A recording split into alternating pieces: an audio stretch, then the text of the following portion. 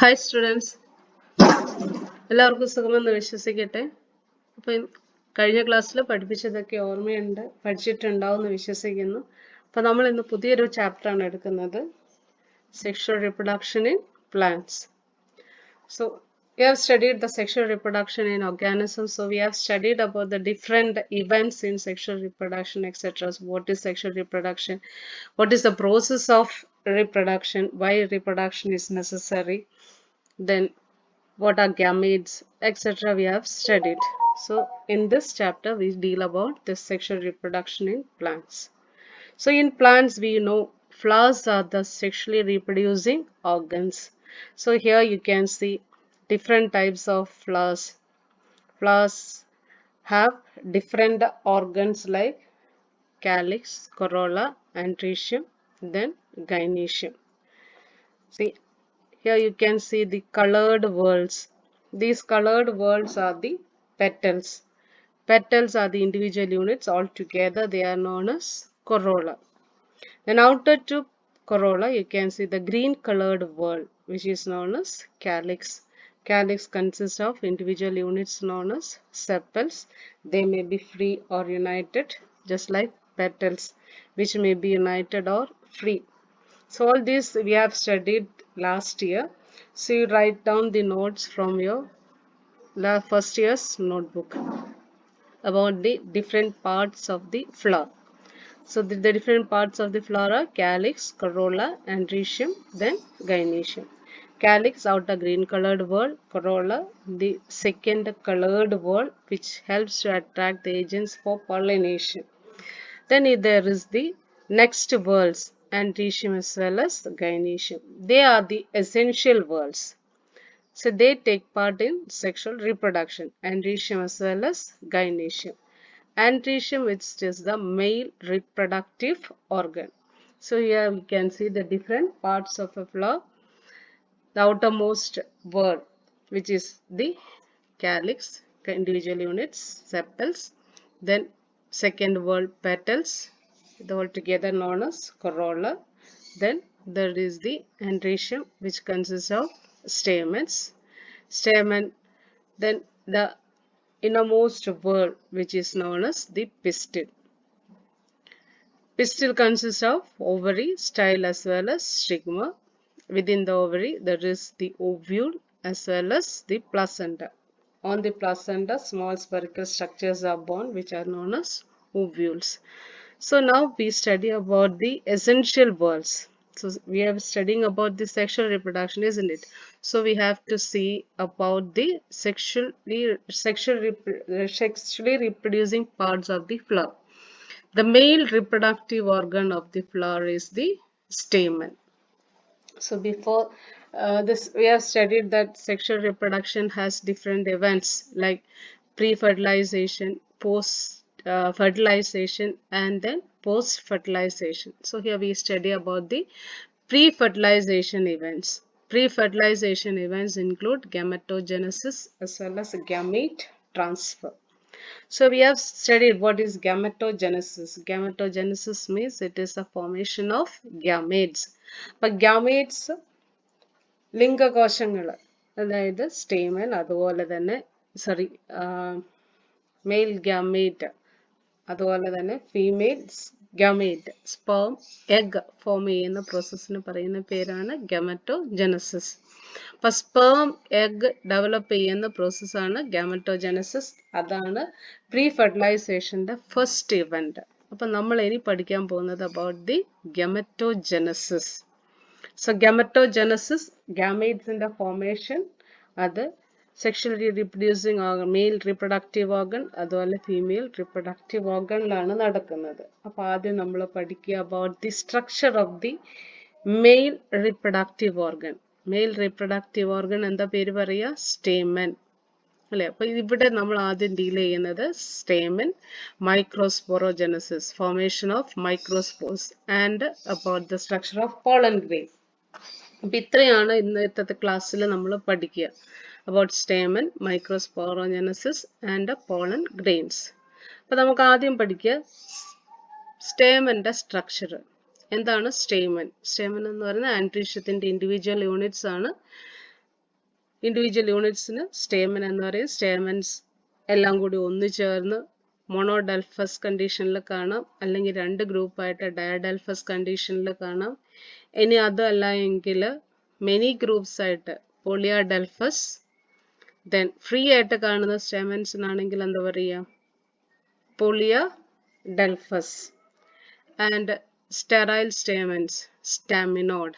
ഇത്രയും കാര്യങ്ങൾ കഴിഞ്ഞ വർഷം പഠിച്ച കാര്യങ്ങളാണ്. അപ്പൊ സ്റ്റേമന്റെ പാർട്സ് എന്ന് പറയുന്നത് ഒരു ചെറിയ സ്റ്റോക്ക്, വളരെ നേരിയ ഒരു സ്റ്റോക്ക്, അതിന് പറയുന്നത് ഫിലമെന്റ്. പിന്നെ ഫിലമെന്റിന്റെ അറ്റത്തായിട്ട് രണ്ട് ലോബ്സ് ആയിട്ട് രണ്ട് വീർത്തിരിക്കുന്ന ഭാഗങ്ങൾ കാണാം, which is known as the anther. അപ്പൊ സ്റ്റേമന്റെ രണ്ട് പാർട്സ് ആണ്, a short slender stalk called filament and a bilobed structure known as anther. See, the two lobes are connected by a sterile tissue. ഈ രണ്ട് ലോബ്സിനെ തമ്മിൽ കണക്ട് ചെയ്യുന്നത് ഒരു sterile tissue ആണ്. ഈ സ്റ്റെറൈൽ ടിഷ്യൂന്ന് പറയുന്ന പേര് കണക്റ്റീവ്, അണ്ടർലൈൻ ചെയ്ത് പഠിച്ചോണം. ഈ ആന്തർ ഹാസ് 4 മൈക്രോസ്പൊറാഞ്ചിയ എന്ന് പറഞ്ഞാൽ ഓരോ ലോബിന്റെ ഉള്ളിലും രണ്ട് വീതം അറകളുണ്ട്. ഈ അറകൾക്കാണ് മൈക്രോസ്പൊറാഞ്ചിയ എന്ന് പറയുക. ഈ അറകൾക്കുള്ളിലെ കോശങ്ങള് മിയോസിസ് വഴി ഡിവൈഡ് ചെയ്ത് ഡെവലപ്പ് ചെയ്യുന്നതാണ് പോളൻ ഗ്രെയിൻസ് അല്ലെങ്കിൽ മൈക്രോസ്പോർസ്. അപ്പൊ മനസ്സിലാക്കുക, ഓരോ ആന്തറിനും 4 വീതം ഇതേപോലെയുള്ള ചേംബേഴ്സ് ഉണ്ട്, അല്ലെങ്കിൽ അറകളുണ്ട്, അല്ലെങ്കിൽ ഈ അറകൾക്ക് പറയുന്നത് മൈക്രോസ്പൊറാഞ്ചിയ എന്നാണ്. അപ്പൊ ഓരോ ലോബിന്റെ ഉള്ളിലും 2 വീതം മൈക്രോസ്പൊറാഞ്ചിയ ഉണ്ട്. അപ്പൊ അങ്ങനെയാണെങ്കിൽ ടോട്ടൽ 2 ലോബ് ഉള്ളത് കൊണ്ട് തന്നെ 4 മൈക്രോസ്പൊറാഞ്ചിയ ഉണ്ടാവും. അപ്പൊ അങ്ങനെയുള്ള ഒരു ടിപ്പിക്കൽ ആന്തറിന് പറയുന്നത് ഡൈത്തീക്കസ് ആന്തർ എന്നാണ്. An anther having 4 microsporangia is known as dithecous anther. അപ്പൊ നമ്മൾ സ്റ്റേമനെ കുറിച്ച് എന്തൊക്കെയാ പഠിച്ചത്? സ്റ്റേമന് 2 പാർട്സ് ഉണ്ട്. Stamen has a short slender stalk called filament and a bilobed structure called anther. The two lobes are connected by a vegetative tissue അല്ലെങ്കിൽ ഒരു sterile tissue called connective. And within each lobe there are 2 microsporangia. So total 4 microsporangia. Such anther is known as dithecous anther. ഇനി നമ്മൾ പഠിക്കുന്നത് microsporogenesis എന്നാണ്. അതിനു മുമ്പായിട്ട് ഈ stamen development, stamen എങ്ങനെയാണ് ഡെവലപ്പ് ചെയ്യുക, ഡെവലപ്മെന്റ് ഓഫ് മൈക്രോസ്പൊറാഞ്ചിയം. മൈക്രോസ്പൊറാഞ്ചിയം ഈ ആന്തറിനുള്ളിൽ ഡെവലപ്പ് ചെയ്യുന്നതിനെ കുറിച്ചാണ് നമ്മൾ പഠിക്കുക. അപ്പൊ ഒരു സ്റ്റേമൻ എങ്ങനെയാണ് ഡെവലപ്പ് ചെയ്തു വരുന്നത്, അതിനുള്ളിൽ മൈക്രോസ്പൊറാഞ്ചിയം എങ്ങനെ ഡെവലപ്പ് ചെയ്യുന്നു തുടങ്ങിയ കാര്യങ്ങൾ പഠിക്കുക. അപ്പൊ സ്റ്റേമൻ ഡെവലപ്പ് ചെയ്യുന്നത് തലാമസിലാണെന്ന് നമുക്കറിയാം. Floral parts calyx, corolla, androecium, gynoecium develop ചെയ്യുന്നത് തലാമസിൽ നിന്നാണ്. അപ്പൊ തലാമസ് എന്ന് പറയുന്നത് ഫ്ലവറിന്റെ ഞെട്ട്, അതിന് പറയുന്നത് പെഡിസിൽ. ഈ പെഡിസിലിന്റെ അഗ്രഭാഗം ഒന്നെങ്കിൽ പരന്നിട്ടോ അല്ലെങ്കിൽ വീർത്തിട്ടോ ഡിസ്ക് ഷേപ്ഡോ ഒക്കെ ആയിട്ട് കാണുന്നു. ആ ടിപ്പിന് പറയുന്നതാണ്, പെഡിസിലിന്റെ ടിപ്പിന് പറയുന്നതാണ്, അല്ലെ പൂവിന്റെ ഞെടുപ്പിന്റെ ടിപ്പിന് പറയുന്നതാണ് തലാമസ്. അപ്പൊ തലാമസിൽ ഒരു ചെറിയൊരു പ്രൊജക്ഷൻസ് ആയിട്ട് ചെറിയൊരു മൊട്ട് പോലെയാണ് സ്റ്റേമന്റെ തുടക്കം. അതൊരു ചെറിയ സ്റ്റോക്കിൽ റേസ് ചെയ്യുന്നു. അതിന്റെ ടിപ്പിലാണ് ഇനി ആന്തർ ഡെവലപ്പ് ചെയ്യുക. അപ്പൊ നമ്മൾ ഇനി കാണുന്നത് ഈ ആന്തറിന്റെ ഉള്ളിലെ ഡെവലപ്മെന്റ്, ആന്തർ എങ്ങനെ ഡെവലപ്പ് ചെയ്തു വരുന്നു എന്നാണ്. നോക്ക്, ആന്തറിന്റെ ഡെവലപ്മെന്റൽ സ്റ്റേജസിൽ ഇവിടെ നമ്മൾ നോക്കിയാൽ കാണാം, ഞാൻ പറഞ്ഞിരുന്നു ചെറിയൊരു മുഴ പോലെ തുടങ്ങുക. അപ്പൊ ആ ടിപ്പ് പോർഷനിൽ ആദ്യം വെറും പാരൻകൈമ സെൽസ് മാത്രമേ കാണുന്നുള്ളൂ. അത് 2 ലോബ്ഡ് ആവുന്നു. ആ 2 ലോബ്ഡ് കണ്ടീഷൻ 4 ലോബ്ഡ് ആവുന്നു. അപ്പൊ ഇവിടെ ഈ 4 ലോബ്ഡ് കണ്ടീഷനിൽ ജസ്റ്റ് ദർ ഇസ് എപ്പിഡാമിസ്, പിന്നെ ഒരേപോലെയുള്ള പാരൻകൈമ ടിഷ്യൂസ്. അപ്പൊ എപ്പിഡാമിസും പാരൻകൈമ ടിഷ്യൂസും മാത്രമായിട്ടാണ് കാണുന്നത്. അപ്പൊ ആന്തർ ആദ്യം 2 ലോബ്ഡ് ആണ്, പിന്നീട് 4 ലോബ്ഡ് ആവുന്നു. ഈ 4 ലോബ്ഡ് കണ്ടീഷനിൽ നിങ്ങൾ നോക്കിയാൽ കാണാം, ഈ പിക്ചറിൽ ശ്രദ്ധിക്കുക, കോർണറുകളിലുള്ള ഓരോ സെല്ല് വീതം. അപ്പം 4 കോർണറാണ്, 4 ലോബ് ആയതുകൊണ്ട് തന്നെ 4 വീർത്തിട്ടുള്ള ഭാഗങ്ങൾ ഉള്ളത് കൊണ്ട് തന്നെ 4 കോർണറുകളുണ്ട്. ആ 4 കോർണറുകളിലെ ഓരോ കോശങ്ങൾ വീതം ഡിഫറൻഷിയേറ്റ് ചെയ്യുന്നു. മറ്റുള്ള കോശങ്ങളിൽ നിന്ന് അത് വ്യത്യസ്തമാണ്. By its large size, dense cytoplasm, well developed nucleus. അപ്പോൾ ഈ ഒരു കോശം മാത്രം എല്ലാ സെൽസും ഒരുപോലെയാണ്. ഈ ഒരു സെൽസ് കോർണറുകളിലുള്ള ഓരോ സെല്ല് വീതം ഡിഫറൻഷിയേറ്റ് ചെയ്യുന്നു. ആ സെല്ല് എൻലാർജ് ചെയ്യുന്നു. അതിനുള്ളിൽ ധാരാളം പ്രോട്ടോപ്ലാസം ഉണ്ട്. There is A well defined nucleus. അപ്പോൾ ഈ കോർണറുകളിൽ ഇങ്ങനെ ഡിഫറൻഷിയേറ്റ് ചെയ്യുന്ന സെല്ലിന് പറയുന്ന പേരാണ് ആർക്കിസ്പോറിയം. എന്താ പറയുക? It is known as archesporium. ഇനി ഈ ആർക്കിസ്പോറിയൽ സെൽ ജസ്റ്റ് ഒരു റേഡിയൽ ആയിട്ട് രണ്ടായിട്ട് ഡിവൈഡ് ചെയ്യും. രണ്ടായിട്ട് ഡിവൈഡ് ചെയ്ത് ഈ ആർക്കിസ്പോറിയൽ സെൽ രണ്ടായിട്ട് ഡിവൈഡ് ചെയ്യുന്നു. അതിൽ എപ്പിഡാമിസിന് ടുവേർഡ്സ് ആയിട്ട് കാണുന്ന സെല്ലിന് പറയുന്നത് പ്രൈമറി പരൈറ്റൽ സെൽ, ഉള്ളിലേക്കായിട്ട് കാണുന്ന സെല്ലിന് പറയുന്നത് പ്രൈമറി സ്പോറോജീനസ് സെൽ. അപ്പം റേഡിയൽ ആയിട്ട് ഈ സെൽ ആർക്കിസ്പോറിയൽ സെൽ ഡിവൈഡ് ചെയ്യുന്നു. അങ്ങനെ രണ്ട് കോശങ്ങൾ ഉണ്ടാവുന്നു. എപ്പിഡാമിസിനോട് ചേർന്ന് കാണുന്ന കോശത്തിന് പറയുന്നത് പ്രൈമറി പരൈറ്റൽ സെൽ, ഇൻസൈഡ് ആയിട്ട് കാണുന്ന സെല്ലിന് പറയുന്നത് പ്രൈമറി സ്പോറോജീനസ് സെൽ. അപ്പം നമുക്ക് ഇവിടെ ഒന്നുകൂടെ നോക്കാം. പഠിച്ച കാര്യങ്ങൾ ഒന്നുകൂടി ജസ്റ്റ് നോക്കാം. അപ്പം സ്റ്റേമന്റെ ഡെവലപ്മെന്റ് ഒരു ചെറിയ പ്രൊജക്ഷൻ ആയിട്ടാണ് ഡെവലപ്പ് ചെയ്യുക. അപ്പോൾ തുടക്കത്തിൽ അത് ആ ഫോർ ലോബ്ഡ് സ്ട്രക്ചറിൽ ജസ്റ്റ് പാരങ്കൈമ സെൽസ് മാത്രമേ ഉള്ളൂ, which is covered by epidermis. അപ്പൊ തുടക്കത്തിൽ സ്റ്റേമന്റെ തുടക്കം ജസ്റ്റ് ഒരു ചെറിയ മുഴ പോലെ അതിനെ കവർ ചെയ്തൊരു എപ്പിഡാമിസ്, ഉള്ളില് പാരങ്കൈമ സെൽസ്. 4 ലോബ്ഡ് ആയി കഴിഞ്ഞാൽ കോർണറുകളിൽ ഓരോ സെല്ല് വീതം എൻലാർജ് ചെയ്യുന്നു. അത് വലിയ സൈസിലുള്ളതാണ്. റേഡിയലി ഇലോങ്ങേറ്റ് ചെയ്യുന്നു. And there is large well defined nucleus. And this cell is known as archesporial cell or archesporium. ഈ ആർക്കിസ്പോറിയൽ സെൽ റേഡിയൽ ആയിട്ട് ജസ്റ്റ് ഒന്ന് ഡിവൈഡ് ചെയ്ത് രണ്ട് സെല്ലായി മാറുന്നു. Cell towards epidermis is known as primary parietal cell. Cell towards inside is known as inner region is known as primary sporogenous cell. ഇനി നമുക്ക് നോക്കാം ഈ രണ്ട് സെല്ലുകൾ എന്തായി മാറുന്നു. പ്രൈമറി പരൈറ്റൽ സെൽ എന്ന് പറഞ്ഞാൽ the cell towards the outer region, the cell towards the epidermis, divide and develop into anther wall. എന്തായിട്ടാ മാറുക? divide and develop into anther wall. The primary parietal cell divide and develop into anther wall. Okay, anther wall multi-layered ആണ്. multi-layered എന്ന് പറയുമ്പോൾ അതിൽ വ്യക്തമായിട്ട് 4 layers ഉണ്ട്. Epidermis, endothecium, middle layers and the tapetum. Epidermis എന്ന് പറയുന്നത് ഏറ്റവും പുറമേയുള്ള സെല്ല്. ഏറ്റവും പുറമേ നമുക്ക് ഈ പിക്ചറിൽ ഇവിടെ ബി എന്ന് കാണുന്ന പിക്ചറിൽ കാണാം. ഏറ്റവും പുറമേ കാണുന്ന ലെയർ സിംഗിൾ ലെയർഡ് ആണ്, which is known as epidermis. എപ്പിഡാമിസിന്റെ തൊട്ടുള്ളിലായിട്ട് കാണുന്ന സെല്ല് അത് ഒരു സിംഗിൾ ലെയർ ആണ്, which is known as endothecium. പിന്നെ അതിന്റെ മിഡിലായിട്ട് കാണുന്ന 2 to 3 ലെയർഡ് ആയിട്ട് കാണുന്ന സെൽസിന് എൻഡോത്തീഷ്യം കഴിഞ്ഞ് കാണുന്ന 2 or 3 ലെയേഴ്സിന് പറയുന്നത് തിൻ ലെയർഡ് വാൾസ് ആണ് പറയുന്നത് മിഡിൽ ലെയേഴ്സ്. ഏറ്റവും ഉള്ളിലായിട്ട് കാണുന്ന ലെയറിന് പറയുന്നതാണ് ടെപ്പീറ്റം എന്ന്. ടെപ്പീറ്റത്തിൽ നിങ്ങൾ നോക്കിയാൽ തന്നെ കാണാം ലാർജ് സൈസ്ഡ് സെല്ലാണ്. That is large amount of protoplasm and there is a well defined nucleus.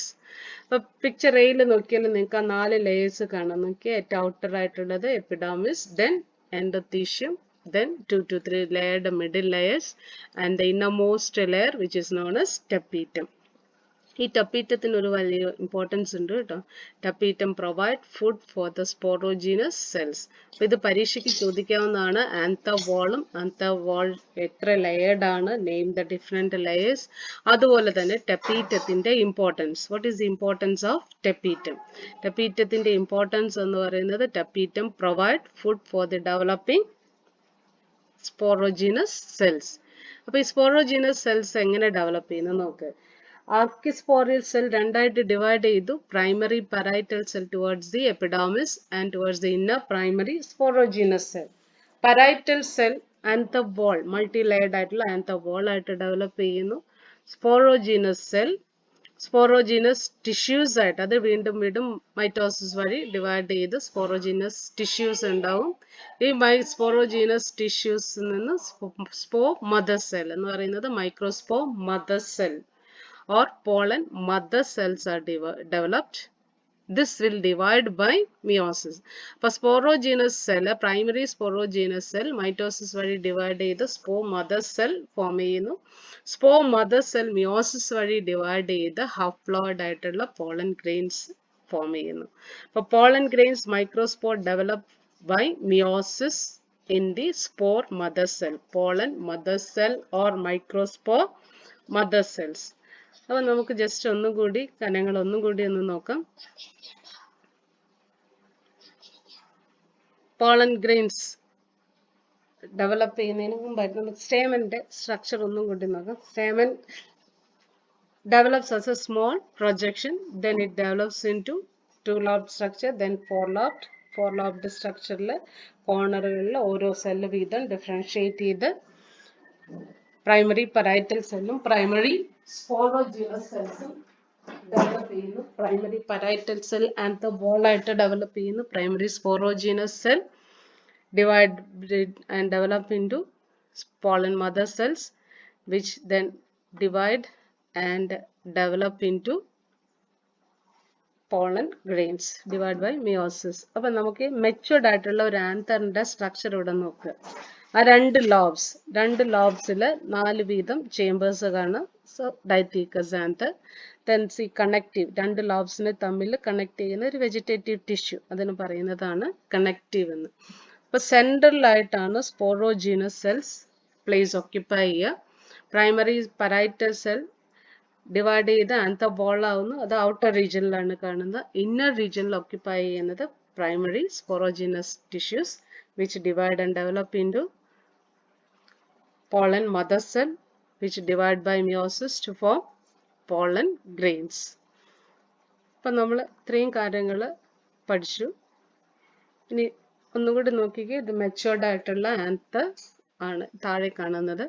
Matured ആയിട്ടുള്ള ആന്തറിൽ ഈ 4 ചേമ്പേഴ്സ് ഒന്നിച്ച് ഒരൊറ്റ സിംഗിൾ ചേമ്പർ ആയിട്ട് ഡെവലപ്പ് ചെയ്യാം.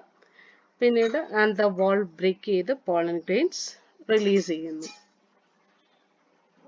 സോ ആന്തർ വാൾ ഒന്നുകൂടി നോക്കാം. മൾട്ടി ലെയർഡ് ആണ്. 4 layers ഉണ്ട്. Outer epidermis, then endothelium single layered, middle layers 2 to 3 layered, and innermost tapetum. Tapetത്തിന്റെ importance, it provide nutrition for the developing pollen grains or sporogenous tissues. So tapetum cell contain large amount of cytoplasm and more than one nucleus. Pollen grain develop ചെയ്ത് വരുമ്പോഴേക്കും ടെപ്പീറ്റം അതുപോലെ middle layers ഒക്കെ അവർ തിന്ന് തീർത്ത് അവർ finish ചെയ്യും. അത് ഇതിനുള്ളിലെ food use ചെയ്തിട്ടാണ് pollen grains form ചെയ്യുക. അപ്പോൾ sporogenous cells occupy the center of each microsporangium. The sporogenous cells have large amount of cytoplasm and a single nucleus. So now we are going to study about the development of pollen grains, which is called microsporogenesis. The formation of pollen grain from a polar mother cell is known as microsporogenesis. Underline ചെയ്ത് പഠിക്കുക. അപ്പോൾ sporogenous cells, pollen mother cells divide and develop into pollen grains. So sporogenous cells divide and develop into pollen mother cell which undergo meiosis to form 4 haploid pollen grains. The cluster of അപ്പോൾ 4 pollen grains develop ചെയ്യുന്നു. അത് 4 ഒരുമിച്ചായിരിക്കും കാണുക. അതിന് pollen tetrad എന്ന് പറയും. പിന്നെ pollen ടെട്രാഡിൽ നിന്ന് ഓരോ പോളൻ ഗ്രെയിൻസും സെപ്പറേറ്റ് ചെയ്യുന്നു to form pollen grains. So we can study about the structure of pollen grain. അപ്പം നിങ്ങൾ ഈ പിക്ചറിൽ നോക്കിക്കേ, വിവിധ പ്ലാന്റ്സിന്റെ പോളൻ ഗ്രെയിൻസ് ആണ് നമ്മളിവിടെ കാണിച്ചിരിക്കുന്നത്. പല സ്പീഷീസിലുള്ള പ്ലാന്റ്സിന്റെ പോളൻ ഗ്രെയിൻസ്. എന്ത് ഭംഗിയല്ലേ കാണു കഴിഞ്ഞാൽ. നമ്മുടെ ഇപ്പോഴത്തെ ഒരു വൈറസ് ഇല്ലേ, നമ്മളെ എല്ലാം പേടിപ്പിക്കുന്ന ഈ വൈറസിന്റെ ഒരു സ്ട്രക്ചർ, ഒരു രൂപമൊക്കെ ഉണ്ടല്ലേ പോളൻ ഗ്രെയിനിന്. ഇത് പോളൻ ഗ്രെയിൻ വിൻഡ് പോളിനേറ്റഡ് ആയിട്ടുള്ള പ്ലാന്റ്സിൽ കാണില്ല. ഈ തരത്തിലുള്ള പോളൻ ഗ്രെയിൻസ് കാണുന്നത് ആനിമൽ പോളിനേറ്റഡ് ആയിട്ടുള്ള pollen ഗ്രെയിൻസിലാണ്.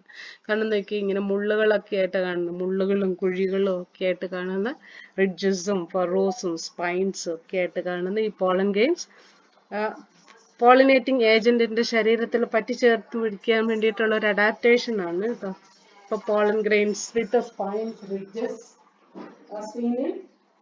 animal pollinated plants of pollen grains.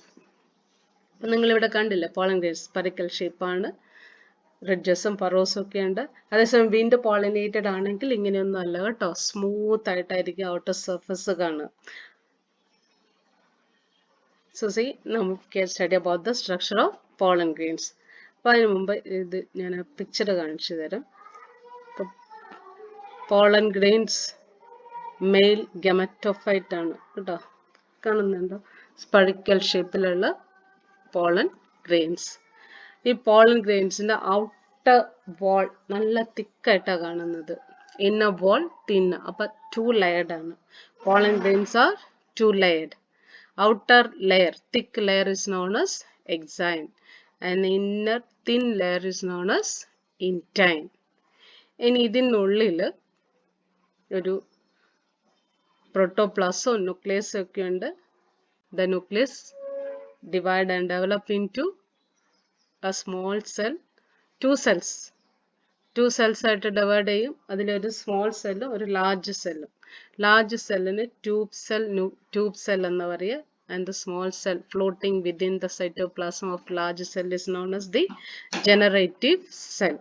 അപ്പോൾ നമുക്ക് പോളൻ ഗ്രെയിനിന്റെ സ്ട്രക്ചർ ഒന്നുകൂടി നോക്കാം. പോളൻ ഗ്രെയിൻസ് എന്ന് പറയുന്നത് it is a male gametophyte, male gamete producing part. അതുകൊണ്ടാണ് ഗമറ്റോഫൈറ്റ് എന്ന് പറയുക. അപ്പോൾ pollen grains are spherical in shape. Generally they are spherical in shape. 2 layered ആണ്. The outer layer is known as exine. ഈ exine ഒരു വലിയ പ്രത്യേകതകളൊക്കെ ഉണ്ട് കേട്ടോ. Exine is thick and it is made up of a complex substance called sporopollenin. So exine is made up of a complex substance called sporopollenin. Underline ചെയ്ത് പഠിക്കുക. ഇതുവരെ natural ആയിട്ട് കാണുന്ന എൻസൈംസിനോ അങ്ങനെ അതുപോലെ ആസിഡ്സിനോ നാച്ചുറൽ ആയിട്ടുള്ള ഒരു വസ്തുക്കൾക്കും ബാക്ടീരിയത്തിനോ ഒന്നിനും നശിപ്പിക്കാൻ കഴിയാത്ത ഒരു സബ്സ്റ്റൻസ് ആണ് സ്പോറോപൊള്ളിൻ. അപ്പൊ ഇതുവരെ നമ്മൾ കണ്ടെത്തിയതിൽ ഏറ്റവും റെസിസ്റ്റന്റ് ആയിട്ടുള്ള എന്ന് പറഞ്ഞാൽ എല്ലാ തരത്തിലുള്ള ടെമ്പറേച്ചർ വ്യതിയാനങ്ങളെയും സ്ട്രോങ് ആസിഡുകളെയും ആൽക്കലികളെയും അത് എൻസൈംസിനെ ഒക്കെ റെസിസ്റ്റ് ചെയ്യാൻ കഴിവുള്ള ഒരു സബ്സ്റ്റൻസ് ആണ് സ്പോറോപൊള്ളിൻ. അപ്പം ഫോസിലുകളിലൊക്കെ പ്രിസർവ് ചെയ്ത് പോളൻ ഗ്രെയിൻസ് കാണപ്പെടുന്നു. Because it contains this sporopollenin. Exine is made up of sporopollenin. അപ്പോൾ നാച്ചുറൽ ആയിട്ട് ഒരു വസ്തുക്കൾക്ക് ഇവരെ നശിപ്പിക്കാൻ പറ്റില്ല. അപ്പൊ എന്തുകൊണ്ടാണ് പോളൻ ഗ്രെയിൻസ് ഇങ്ങനെ സ്പോറോപൊള്ളിനിൻ കൊണ്ട് ഉണ്ടാക്കിയിരിക്കുന്നത്? ഇതിൽ നിന്ന് തന്നെ നമുക്ക് മനസ്സിലാക്കാം പോളൻ ഗ്രെയിൻസ് അത്രയധികം പ്രൊട്ടക്ട് ചെയ്തിട്ടില്ല എങ്കിൽ ഇതിലെ മെയിൽ ഗാമേറ്റ്സ് നശിച്ചു പോകും. അപ്പൊ പിന്നെ ഫെർട്ടിലൈസേഷൻ നടക്കാതെ വരും, പ്ലാന്റ്സ് ഒന്നും ഉണ്ടാവാതെ വരും. സോ ഫെർട്ടിലൈസേഷൻ നടക്കാനും ആണ് അല്ലെ, അല്ലെങ്കിൽ നമ്മുടെ വംശം നിലനിന്ന് പോകാൻ വേണ്ടിയിട്ടാണ് പോളൻ ഗ്രെയിൻസിന്റെ ഔട്ടർ ലെയർ സ്പോറോപൊള്ളിൻ കൊണ്ട് നിർമ്മിച്ചിരിക്കുന്നത്. അപ്പോൾ ഓർത്തിരിക്കുക, എക്സൈൻ ആണ് outer layer. It is made up of sporopollenin. അതുപോലെ the outer layers may have spines, മുള്ളുകള്, റിഡ്ജസ്, കുഴികള്, അതുപോലെ റിഡ്ജ് ചെറിയ കുണ്ടും കുഴികളും ഒക്കെ ആയിട്ട് റിഡ്ജസും ഫറോസും ഒക്കെ ആയിട്ട്. Then at certain places exine thin ആയിരിക്കും അല്ലെങ്കിൽ ഇല്ല, അങ്ങനെയുള്ള ഏരിയക്ക് പറയുന്നതാണ് germ pore. And the inner layer is known as intine. അത് വളരെ തിന്നായിട്ടുള്ള ലെയർ ആണ്. It is made up of only cellulose. So inner layer is made up of cellulose only. So it is a thin layer. ഇപ്പൊ pollen ഗ്രെയിൻസിനെ കുറിച്ച് ഒന്നും കൂടി നോക്കുകയാണെങ്കിൽ pollen grains are the male gametophyte. After pollen development, its nucleus divides into a large vegetative cell and a small generative cell. The vegetative cell is also called tube cell and the nucleus tube nucleus. ഇനി മിക്കവാറും ഒരു 60% പ്ലാന്റ്സിലും pollen grains shed ചെയ്യുന്ന സമയത്ത്, pollen grains ആന്ത്രിൽ നിന്ന് release ചെയ്യുന്ന സമയത്ത് pollen grains 2 celled ആണ് എന്ന് പറയുമ്പോൾ അതിൽ ജനറേറ്റീവ് സെല്ലും ട്യൂബ് സെല്ലും മാത്രമേ ഉള്ളൂ.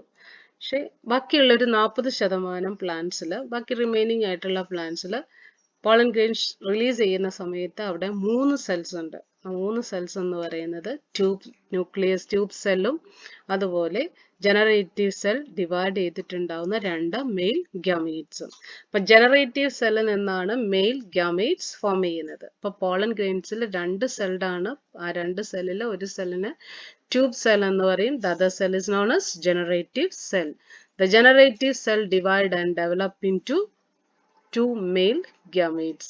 അപ്പോൾ നിങ്ങൾ ഇവിടെ നോക്കിക്കേ, പോളൻ ഗ്രെയിനിന്റെ സ്ട്രക്ചർ ആണ് ഔട്ടർ ലെയർ thick ആണ്.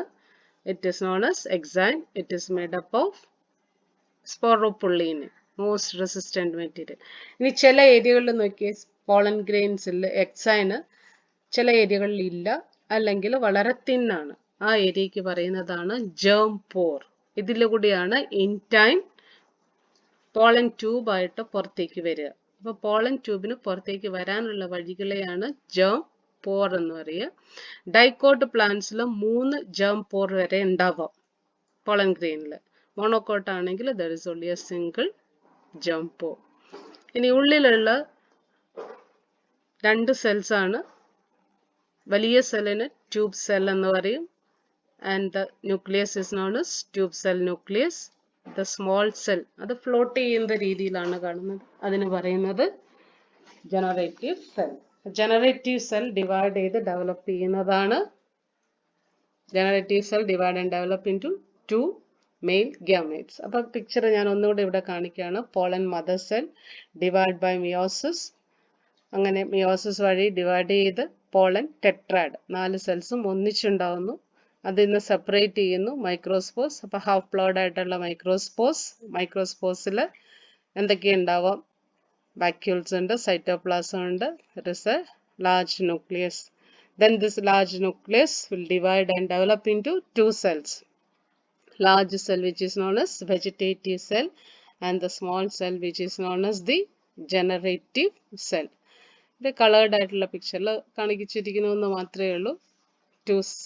This pollen cell divide and develop into 2 cells, large cell, tube cell and the small cell known as generative cell. അപ്പോൾ pollen grain എന്ന് പറയുന്നത് it is the male gametophyte, spherical in shape ആണ്.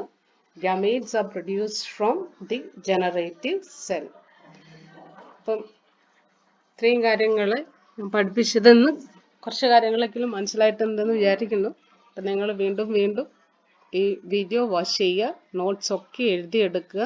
ഞാൻ നേരത്തെ പറഞ്ഞില്ലേ, നമ്മൾ സ്കൂളിലേക്ക് വരുമ്പോഴത്തേക്കും എത്രയും വേഗം വരുവാൻ നമുക്ക് ആശിക്കാം, ആഗ്രഹിക്കാം, പ്രാർത്ഥിക്കാം. അപ്പം നിങ്ങൾ ചെയ്യേണ്ടത് നന്നായിട്ട് പ്രാർത്ഥിക്കുക. അപ്പം നമ്മൾ ക്ലാസ്സുകളിലേക്ക് വരുമ്പോൾ, സ്കൂളിലേക്ക് വരുമ്പോൾ നോട്ട്സ് ഒക്കെ നിങ്ങളുടെ കയ്യിൽ ഭദ്രമായിട്ട് ഉണ്ടാവണം. വീഡിയോ കാണുന്ന ഒപ്പം തന്നെ നിങ്ങൾ നോട്ട്സ് ഒക്കെ എഴുതിയെടുക്കുക. എല്ലാവരും സേഫായിട്ട് വീട്ടിൽ തന്നെ ഇരിക്കുക. പുറത്തുനിന്നും കറങ്ങി നടക്കരുത്. ഇപ്പം എല്ലായിടത്തും സ്പ്രെഡ് ചെയ്യാണ് കൊറോണ. അപ്പം ഇത് മാറാൻ വേണ്ടി നിങ്ങൾ എത്രയും പെട്ടെന്ന് മാറാൻ വേണ്ടി നിങ്ങൾ നന്നായിട്ട് പ്രാർത്ഥിക്കുക. നല്ല മക്കളായിട്ടിരിക്കുക. I love you. Thank U.